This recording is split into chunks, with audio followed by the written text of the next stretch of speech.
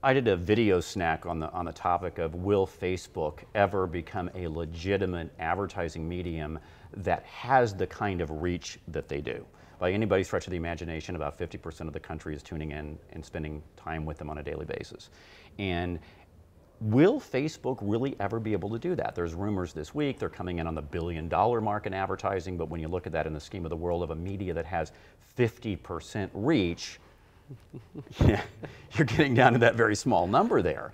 And I know they're trying a lot of things, and we've had a lot of strategy meetings with them, and we've talked with you a lot about this, but will they really ever make it? Because part of me is thinking that there's been so many bad ads for so long that isn't that stacked ad area now a blind spot for the consumer?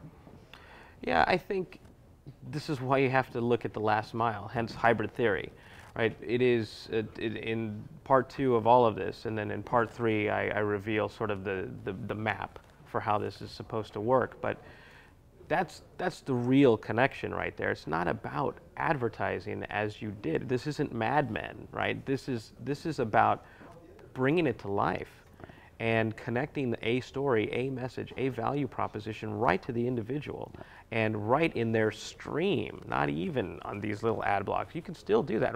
Trust me, traditional media is not going away. We're just having to find new ways to connect because attention is scarce. And we, in order well, we call it media ADD. Exactly. You know, I mean, literally our creative process is we figure you have 2 to 4 seconds to connect regardless of the medium. And Absolutely. If you don't do it in that period, it's just not going to happen. Absolutely, and you have to think about what it is you want to accomplish in those 4 seconds. It's much different. It requires a total, hence this hybrid approach.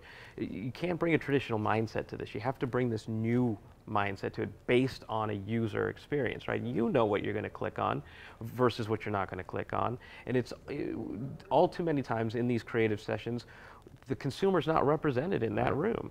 And we all believe we are. We reenact this through role playing or what have you, or we bring data to the table, but that consumer needs to be in there, and those habits that we talked about in consumption and sharing have to be there. They have to be, it's not just data, it's that sociology that we're talking about. It's a connection. Yeah, absolutely. It's something a lot deeper It's very than human. that.